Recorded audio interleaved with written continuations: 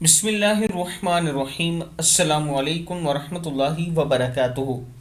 عابد راضی چینل کی طرف سے آج میں اپنے دوستوں کو رسول اللہ صلی اللہ علیہ وآلہ وسلم کا ایک فرمان بتاؤں گا۔ آپ دوستوں نے اسے غور سے سننا ہے اور پھر اس پر عمل بھی کرنا ہے۔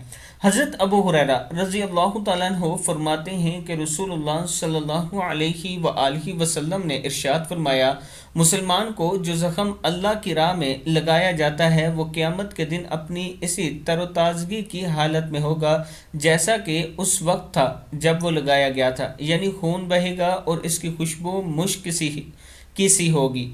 صحیح بخاری کی حدیث ہے۔